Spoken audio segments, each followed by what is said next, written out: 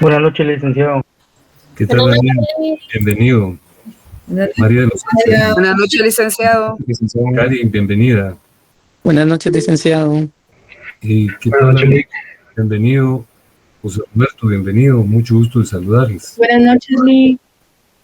¿Qué tal, Angie? Bienvenida.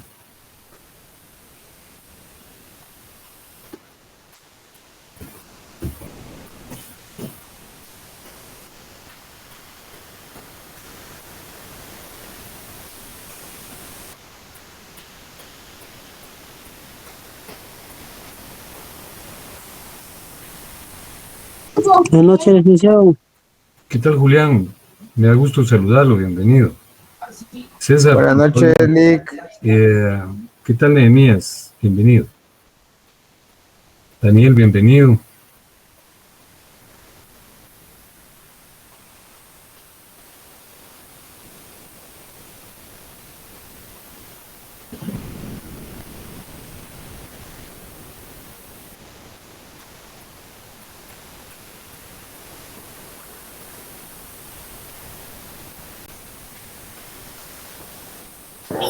Buenas noches. Claudia, bienvenida.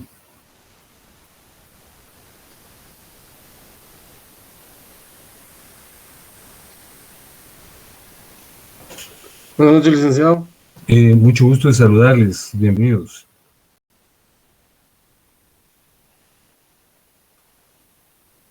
Bien. Les presento, como de costumbre, un saludo afectuoso. Mis mejores deseos en relación a que estemos todos bien, ¿verdad? Nosotros como individuos, nuestra familia, nuestro grupo académico y nuestra colectividad nacional, ¿verdad? En la última oportunidad en que estuvimos hablando, concretamos un asunto concerniente al matrimonio, ¿verdad? La temática del matrimonio ha sido la que nos permitió discurrir en las últimas 2 o 3 sesiones.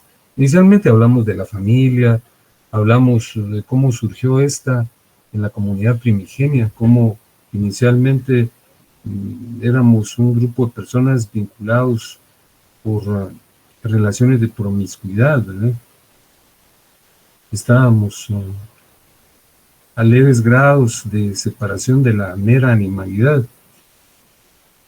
Fue cuando se produjo el advenimiento de la agricultura, cuando se suscitó el sedentarismo, y eso realmente propició matices de evolución muy significados, ¿verdad? Ya la humanidad vivió en cierto sector, se produjo el advenimiento maravilloso del conocimiento de las plantas, que ahora nos parece algo usual y algo poco significado y trascendente, pero como les repito, cambió el curso de la humanidad y también de la familia, porque expusimos que allí empezó a gestarse la prevalencia masculina, la cual se acentuó con el advenimiento de la familia sindiásmica, que al surgimiento de las primeras formaciones monogámicas. Pero no ocurrió porque hubiese un desplazamiento de un patriarcalismo inicial, sino porque las mujeres eran tenidas, ¿verdad? Precisamente en este periodo, las mujeres eran tenidas como botín de los conflictos bélicos, ¿verdad? Y se vendían como esclavas, y precisamente el ánimo de obtener peculio a través de su venta fue que hizo surgir el vínculo monogámico, porque eran pertenencia del varón, hasta el punto de llegar a estimar que existía un vínculo únicamente entre un hombre y una mujer, ¿verdad? Luego hablamos del matrimonio. El matrimonio surge por la fusión de ciertos elementos. De conformidad con nuestra legislación, es menester que haya una vinculación espiritual y corporal entre un hombre y una mujer, pero esa unión debe estar sancionada por la ley, debe tener un ánimo de permanencia. En esto quiero insistir en este momento. Debe tener un ánimo de permanencia, debe tener un objetivo, o varios, ¿verdad? Dentro de ellos, probablemente el más significado es la procreación, la asistencia a los hijos y el auxilio recíproco. Luego hablamos de la mecánica para constituir el matrimonio, que puede ser autorizado por el alcalde o el concejal que haga de sus veces, por el notario, incluso por un ministro de cualquier culto, siempre y cuando esté autorizado por gobernación. Hablamos del aspecto económico del matrimonio, de los 3 regímenes que existen: comunidad absoluta, separación absoluta y comunidad de anciales, ¿verdad? Abordamos también la temática de la protección a la familia, los elementos básicos que posibilitan sustento y protección a los hijos y también entre los cónyuges, ¿verdad? Y ahora vamos a abordar el tema de la conclusión del vínculo matrimonial, con lo cual estaremos agotando el tema del matrimonio, que es, al igual que la familia, pero que es el primer tema relacionado con el examen final, ¿verdad? Les presento el temario de esta noche, que es muy breve, por cierto, ¿verdad? Y es el siguiente.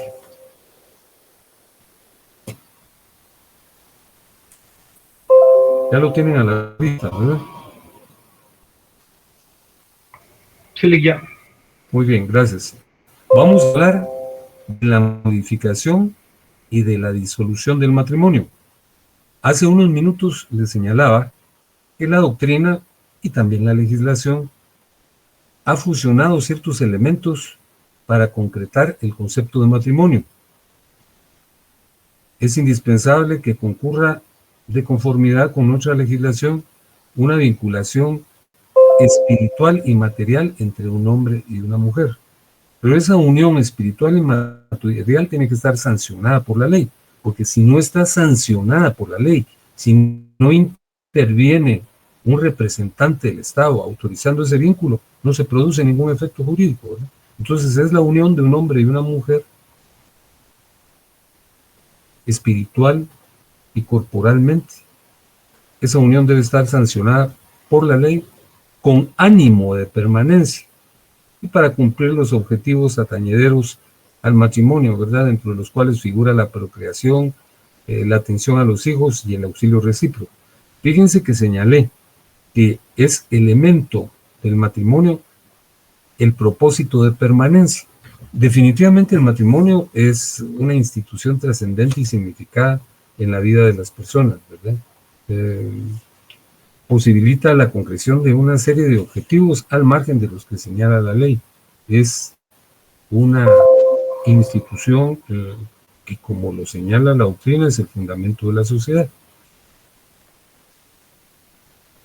De conformidad con la visión religiosa, particularmente de la Iglesia Católica, el matrimonio, como se lo señalo aquí, era indisoluble, ¿verdad? Era un sacramento. Particularmente la Iglesia Católica enraizó y consolidó esta posición, y luego otras iglesias. Recordemos que el movimiento protestante fue iniciado por sacerdotes católicos que se rebelaron contra la autoridad eclesiástica del Papa, ¿verdad? Entonces, de igual forma, se concibió el matrimonio como algo indisoluble, al punto de que en un momento de la liturgia, el sacerdote o el ministro que lo autorizaba decía que el matrimonio se constituía para siempre, hasta la muerte lo separe. Y esa era una aspiración que no tenía ni fundamento ni lógica, porque, repito, el matrimonio es una institución bonacible que genera una serie de efectos positivos, pero lógicamente la convivencia entre los seres humanos siempre tiende a friccionarse. Y en algunas oportunidades el matrimonio posibilita una beligerancia extrema, ¿verdad? Que puede ser parcial, porque en todos los matrimonios, todos tenemos algunos problemas, los superamos, etcétera, ¿verdad? Pero hay momentos en los cuales en algunas parejas la beligerancia es tan intensa que pueden asumir actitudes de hecho que generen conclusiones hasta dramáticas, ¿verdad? Que se concreten hechos ilícitos porque los cónyuges se agreden. Básicamente lo que ha ocurrido es que el varón agrede a la mujer, al punto que es menester, se los ha explicado ya sobradamente el doctor Galvez, que hay una legislación tutelar para la mujer en casos de violencia, ¿verdad? Que se tutela la violencia psicológica o económica o física, ¿verdad?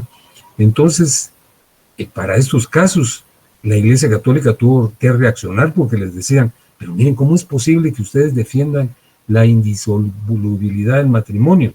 No es indisoluble, es hasta peligroso concebirlo así, porque hay parejas, no todas, por supuesto, en las cuales la fricción es muy intensa, entonces pueden llegar a extremos dramáticos, ¿verdad? A agredirse tan severamente que puede morir uno de los cónyuges, y generalmente es la mujer. Entonces la Iglesia Católica asumió una actitud intermedia. No, dijeron, no se puede disolver el matrimonio, porque el matrimonio es un sacramento, pero sí se puede modificar, modifiquémoslo, y crearon la figura de la separación de cuerpos. El matrimonio subsistía, pero los cónyuges ya no vivían juntos. Cuando digo subsistía, me refiero a que al separarse, las obligaciones atañederas a la subsistencia de los hijos y de la esposa probablemente imponen que el varón en la mayor parte de casos deba asistir económicamente como corresponde a sus hijos y a su esposa, aunque estén separados. Repito, el matrimonio subsiste, pero ya no viven juntos. Esa fue una creación intermedia de la Iglesia Católica. Entonces, existen dos figuras en relación a la disolución del matrimonio. Una disolución parcial, ¿verdad? Porque el matrimonio no se disuelve, que es la modificación, se llama separación, y la Iglesia Católica le llamaba separación de cuerpos, y la extinción del matrimonio. Fíjense que yo estoy trayendo a cuenta la importancia del divorcio, ¿verdad? Que debe existir como una alternativa, ¿verdad? Pero también desde el punto de vista político, el advenimiento del divorcio generó una serie de circunstancias conflictivas, definitivamente difíciles, que posibilitaron cambios radicales en algunas sociedades, por ejemplo en la inglesa. Ustedes recuerdan a Enrique VIII, aquel de la canción, ¿verdad? Que tenía 7 matrimonios. Y en efecto, fíjense que inicialmente Enrique VIII se casó con Catalina de Aragón, la hija de los reyes católicos, ¿verdad? Los reyes españoles que patrocinaron el viaje de Colón, ¿verdad? Y que precisamente por ese patrocinio se descubrió América, ¿verdad? Pues Catalina de Aragón, casada con Enrique VIII, no pudo concretar un embarazo que generase un hijo varón, ¿verdad? Entonces, en la época una de las aspiraciones mayores era tener un hijo varón, porque era la prosecución de la familia real en particular, ¿verdad? Entonces, le pidió Enrique VIII al Papa, ¿verdad?, que anulara su matrimonio, y el Papa no quiso, ¿verdad? Tampoco no por razones muy bonacibles, sino también por razones políticas. ¿Y qué hizo Enrique VIII?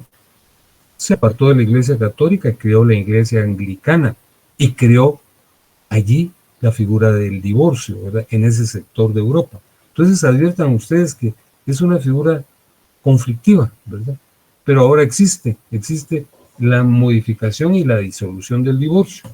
Entonces, la modificación se produce a través de la separación de cuerpos, repito, pero el matrimonio permanece, las obligaciones se mantienen, a no ser que ya no es obligatorio que vivan juntos. Y la disolución del matrimonio se produce a través del divorcio.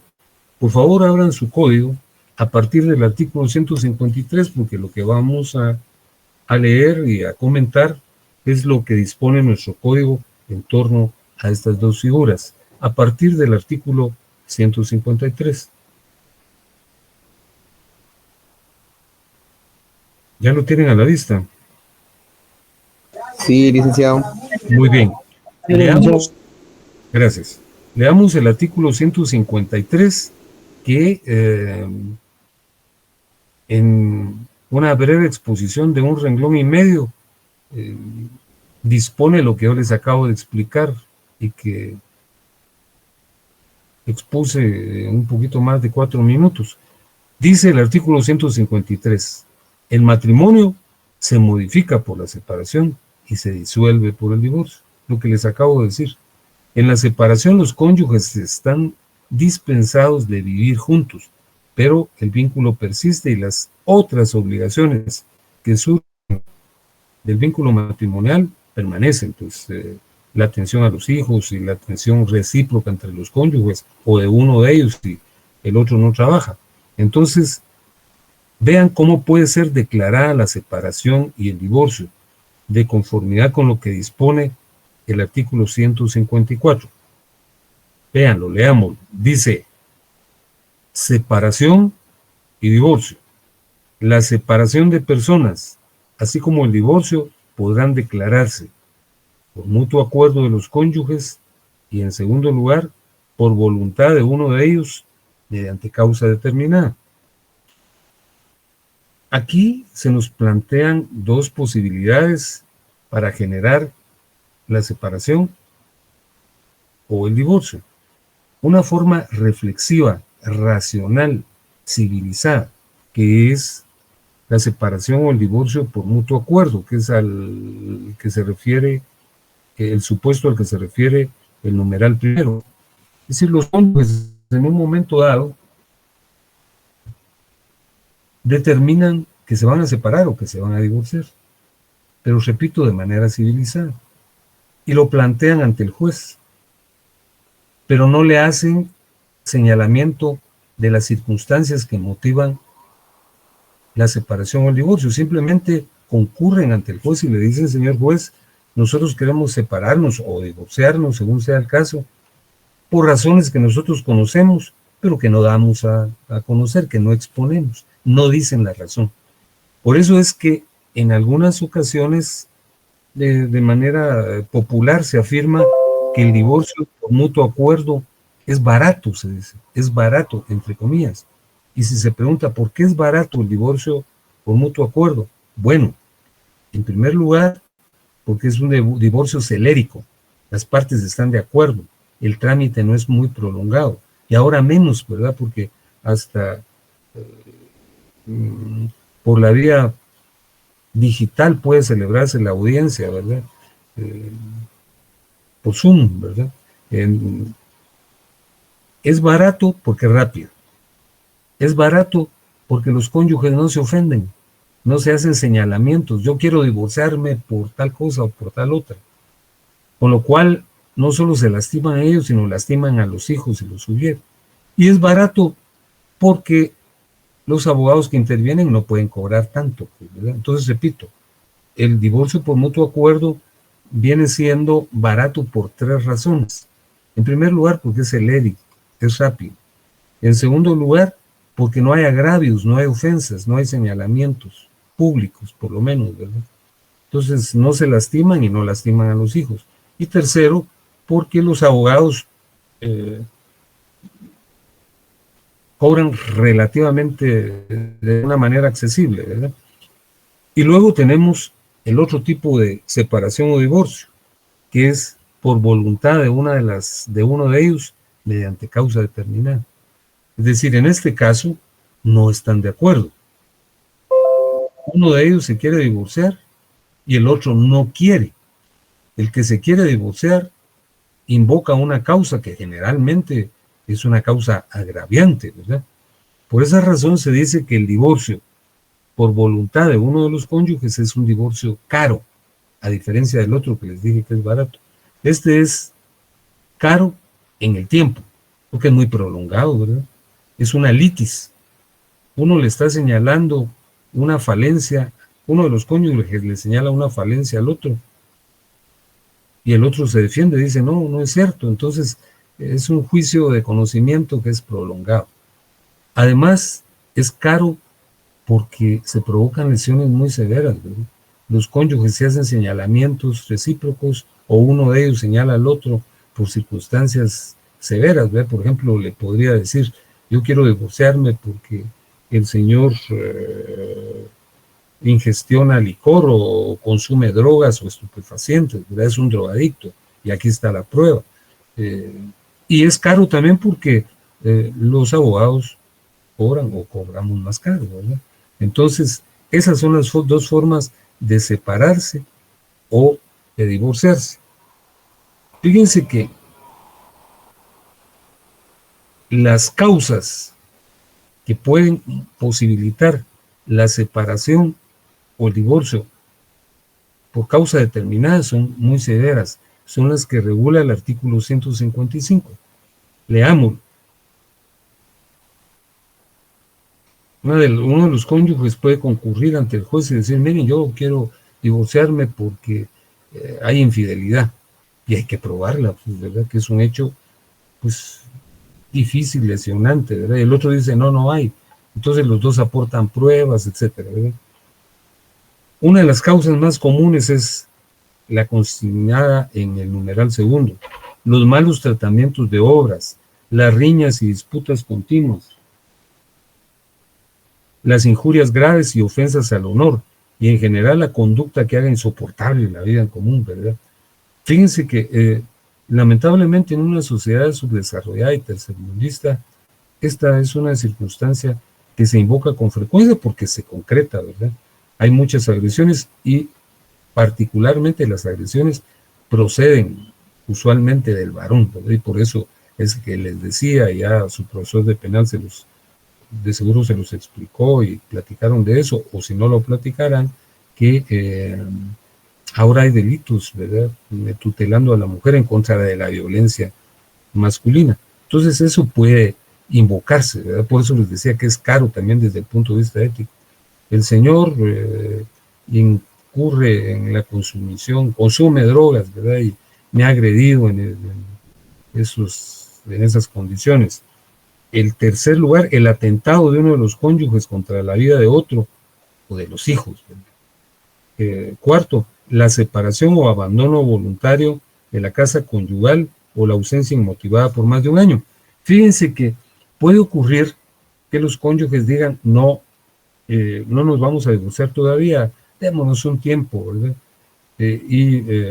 Concurren ante el juez y ahí se suscribe un acta, se separan, pero si la separación dura más de un año, entonces uno de los cónyuges puede pedir el divorcio.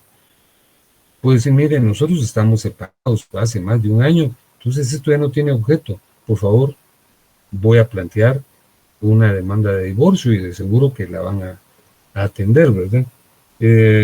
Y bueno, hay una serie de situaciones que son severas, que están contenidas en estos 15 numerales. Por ejemplo, una de las más severas es la incitación del marido para prostituir a la mujer o corromper a los hijos, o la negativa infundada de uno de los cónyuges a cumplir con el otro o con los hijos los deberes de la alimentación. Fíjense que los alimentos son una obligación muy especial y es menester cumplir con ellos, ¿verdad? Porque vean por favor el artículo 278.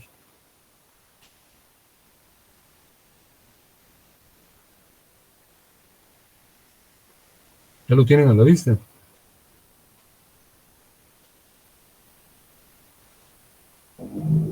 El artículo, gracias.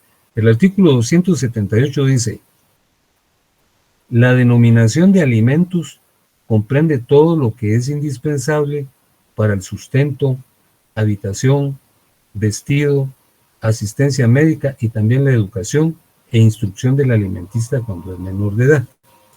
Generalmente cuando nosotros hablamos de alimentos, se piensa que estamos aludiendo única y exclusivamente a la comida, a los nutrientes, pero en derecho civil, en derecho de familia, cuando nosotros hablamos de alimentos, estamos señalando esta obligación. Los padres tienen, por supuesto, que darle comida a los hijos, pero también tienen que darles habitación, vestido, asistencia médica y también educación e instrucción. Pues, eso es alimentos. Entonces, volvamos al artículo 155. El numeral séptimo del artículo 155 dice que son causas comunes para obtener la separación o el divorcio la negativa infundada de uno de los cónyuges a cumplir con el otro o con los hijos comunes los deberes de asistencia y alimentación a que esté legalmente obligado.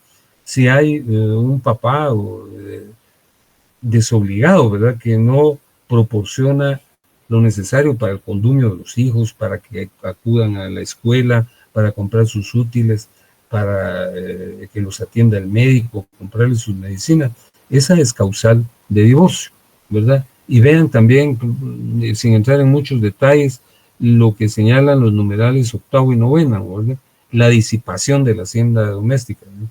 Una persona gaste más de la cuenta sin atender la casa, o los hábitos de juego o embriaguez y el uso indebido y constante de estupefacientes, cuando amenazar en causar la ruina de la familia. Entonces, esta es la otra forma de divorcio, ¿verdad?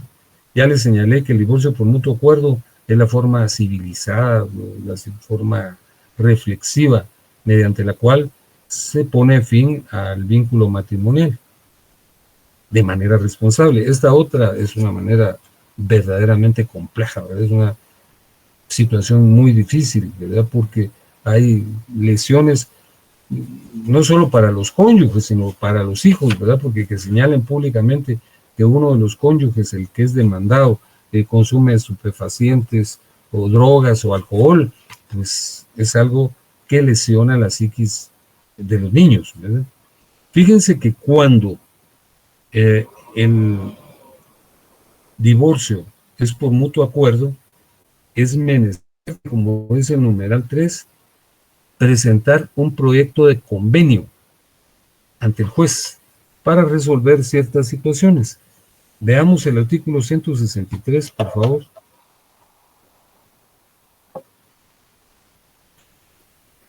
¿Ya lo tienen a la vista? Sí, licenciado. Muy bien. Entonces, fíjense que cuando el divorcio es de mutuo acuerdo, las partes, comparecen planteando su demanda y dentro de la demanda incluyen este proyecto de convenio, el cual básicamente debe versar sobre 4 puntos, pues sobre que más puntos, pero básicamente son estos 4. Veamos, lo dice: si la separación o el divorcio se solicitaren por mutuo acuerdo, los cónyuges deberán presentar un proyecto de convenio sobre los puntos siguientes. Primero, ¿a quién quedan confiados los hijos habidos en el matrimonio? Segundo, ¿por cuenta de quién de los cónyuges deberán ser alimentados y educados los hijos? Y cuando esta obligación pese sobre ambos cónyuges, ¿en qué proporción contribuirá cada uno de ellos? Tercero, ¿qué pensión deberá pagar el marido a la mujer si ésta no tiene rentas propias que basten para cubrir sus necesidades? Y cuarto, garantía que se preste para el cumplimiento de las obligaciones que por el convenio traigan los cónyuges. Repito, al hacer el pedimento para que se declare la separación o el divorcio, según sea la situación, es menester presentar este proyecto de convenio. Primero, ¿a quién le van a quedar confiados los hijos? Se supone que son los hijos menores, ¿verdad? O los hijos que estén sufriendo alguna falencia de tipo psíquico y que hayan sido declarados en estado de interdicción. Pero los hijos menores regularmente le quedan confiados a la mamá, porque la mamá es la tutriz natural, pero con las trastrocaciones que ha sufrido la vida, recordemos que este es un texto de 1963, es probable, como ha ocurrido en muchos casos, que los hijos queden confiados al papá, ¿verdad? Por ahí, bueno, no tan recientemente, porque fue recién concluida la pandemia. La pandemia creo que fue el último periodo de la pandemia. Había una mamá que por su disposición profesional tenía que viajar, no les digo a los países de América, casi a todos los países del mundo. Entonces, en tanto que el señor permanecía acá porque trabaja aquí en la capital, entonces, en Guatemala. Entonces los hijos le fueron confiados a él porque ella viajaba con suma frecuencia, pero regularmente se le confían a la mamá. En el segundo punto del convenio es por cuenta de quién de los cónyuges deberán ser alimentados y educados los hijos, y cuando esta obligación pese sobre ambos cónyuges, en qué proporción contribuirá cada uno de ellos. Bueno, pues se tiene que determinar lo relativo a la asistencia, particularmente de los hijos, ¿verdad? Y si los dos trabajan, ¿en qué proporción deben prestar esa asistencia? Pero puede ser que uno de ellos no trabaje. Aquí se referían a la mujer, ¿verdad? En el numeral tercero. ¿Qué pensión deberá pagar el marido de la mujer si ésta no tiene rentas propias que basten para cubrir sus necesidades? Pero recordemos, les decía, que este texto parte de 1963, cuando la estructura social y la estructura mental y legal era otra, ¿ves? Porque se suponía que las mujeres eran seres que debían permanecer en la casa, realizando cierto tipo de tareas que son muy enaltecedoras también y que nos compete realizar a todos, ¿verdad? Hombres y mujeres. Pero regularmente no trabajaban. Entonces, si había un divorcio, había que pagarle una pensión a la esposa y también a los hijos. Y además, había que prestar una garantía. Había que garantizar el cumplimiento de la pensión, o hay que garantizar el cumplimiento de la pensión. La garantía más sólida es la hipoteca, ¿verdad? Porque si no se cumple, entonces se vende el bien que se da en hipoteca, o la garantía mobiliaria, o la fianza, que una persona de arraigo sea fiador. Es muy importante. Fíjense que usualmente, por las prisas y por las circunstancias propias de la vida actual, se garantiza con una constancia que expide regularmente una empresa o una entidad que es donde trabaja el obligado. Por ejemplo, el esposo trabaja en un lugar, entonces pide una certificación que gana tanto y lo aceptan, ¿verdad? Pero realmente es una garantía que no es tan sólida, ¿verdad? Y el juez la tiene que calificar. Vean lo que dice el artículo 164. Obligación del juez.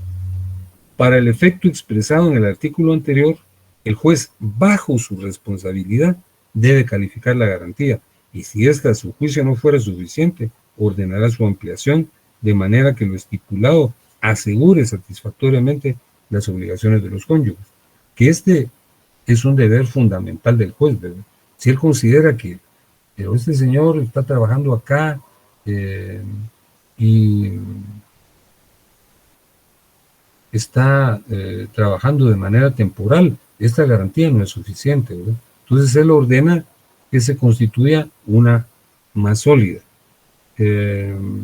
Fíjense que olvidé comentarles que como ahora hay un principio de igualdad, ¿verdad?, más acentuado, puede ser que quien no trabaje por circunstancias de diversa índole sea el varón. Entonces la que tendrá que pagar la pensión será la mujer, ¿verdad? Fíjense que también lo relativo al proyecto, relativo a quién quedan confiados los hijos. Los cónyuges que se están divorciando disponen a quién se le confían, pero el juez puede resolver lo contrario. Vean el 166, dice: los padres podrán convenir a quién de ellos se confían los hijos, pero el juez, por causas graves y motivadas, puede resolver en forma distinta, tomando en cuenta el bienestar de los hijos, ¿verdad? Podrá también el juez resolver sobre la custodia y cuidado de los menores con base en estudios o informes de trabajadores sociales. Siempre hay un trabajador o trabajadora social en los tribunales de familia y ellos realizan un estudio en torno a esta situación. Ahora veamos, por favor, lo relativo a los efectos de la separación y del divorcio, que están regulados a partir del artículo 159.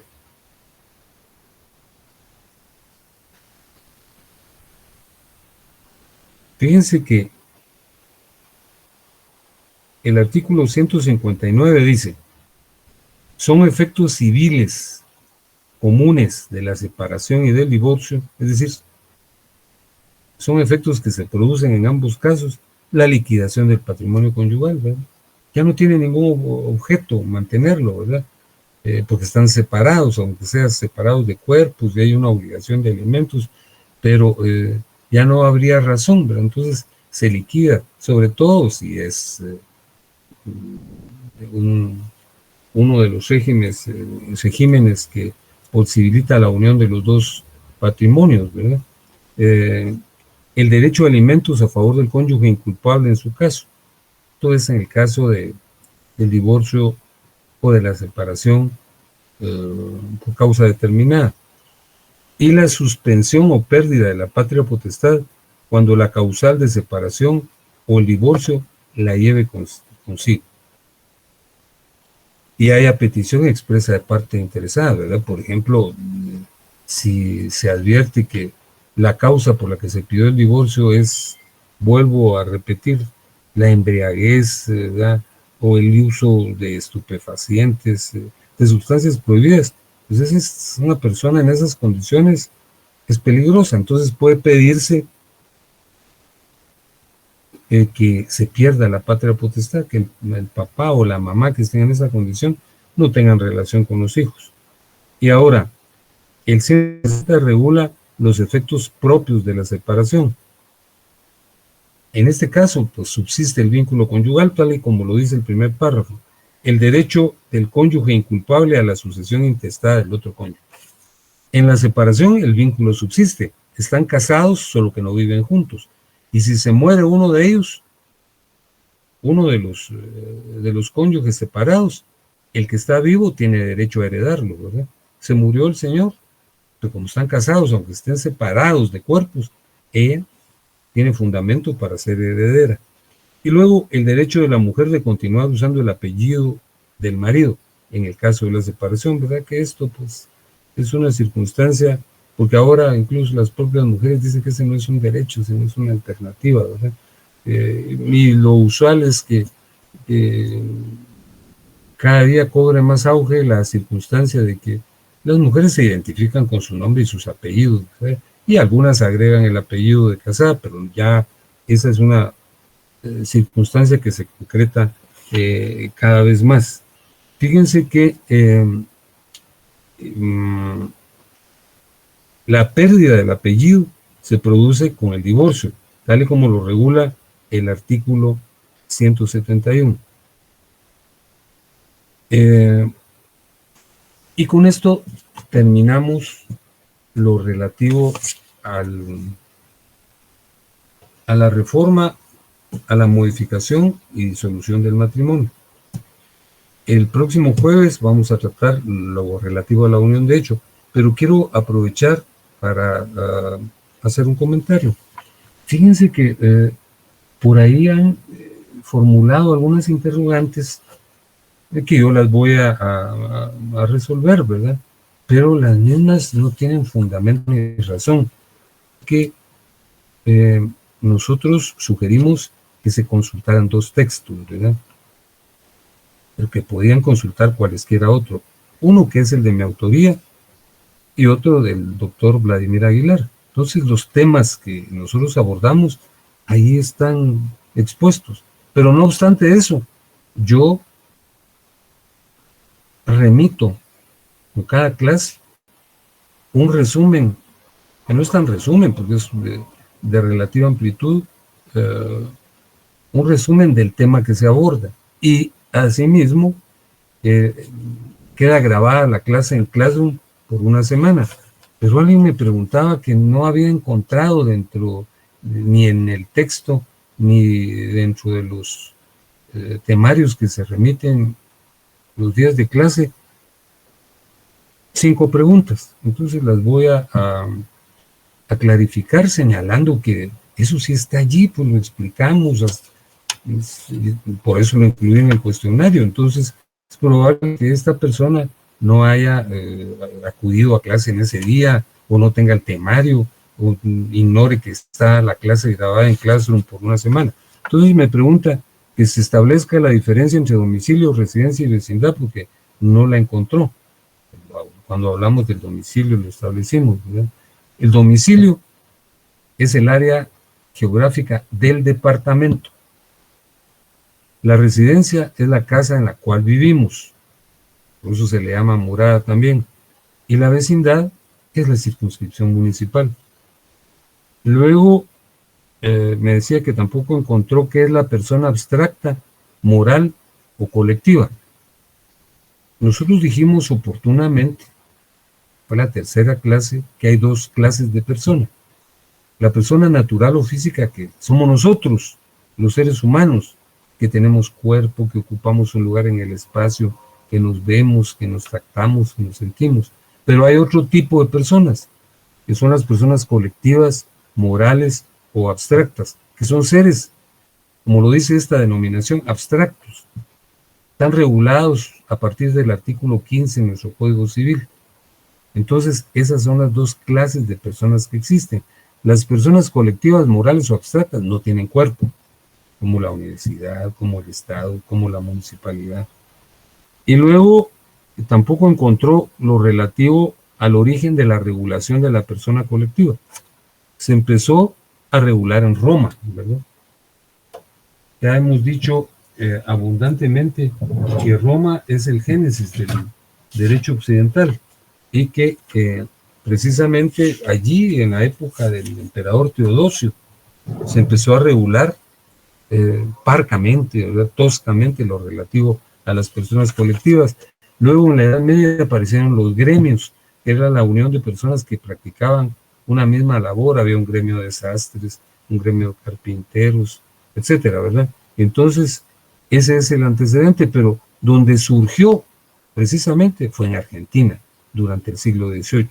No, perdón, en Alemania, durante el siglo XVIII. En Argentina hubo algún aporte, pero fueron los alemanes los que crearon la regulación meticulosa de la persona colectiva. Y finalmente me decía que también no había encontrado lo relativo a los sistemas matrimoniales, que los explicamos abundantemente. Les conté que hubo una época en donde había una prevalencia absoluta de la religión católica, y el matrimonio se consideraba, y se considera todavía, un sacramento. Si alguien no se casaba por la iglesia, no se provocaban efectos jurídicos. Ese es el sistema religioso.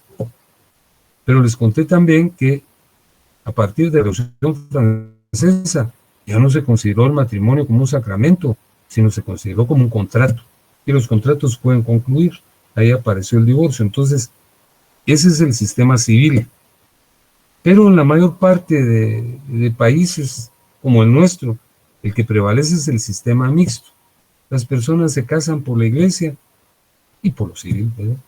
Previamente por lo civil, acuden a la municipalidad o contratan a un abogado, o el mismo ministro de culto autoriza el matrimonio. Y luego hacen una conmemoración o celebración religiosa, ¿verdad? Que por cierto es un festejo que en nuestro medio es mucho más significado que el matrimonio civil, pero el más importante es el matrimonio civil. Entonces, esos tópicos sí están en el material que yo les he remitido, están en los textos que recomendé, o en cualquier texto que ustedes quieran consultar, bueno, siempre y cuando sea de derecho civil, ¿verdad? Así que esa es la situación. Yo los contactaré de nueva cuenta el día jueves. También ahí hay un pedimento. Nosotros siempre damos clase entre exámenes, ¿verdad? Pero hay un pedimento, me referiré a él el día jueves. Mientras llegamos a ese momento, les deseo que descansen, les agradezco su atención, que tengan buena noche.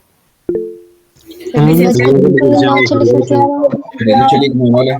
Que descansen. Buenas noches, licenciado.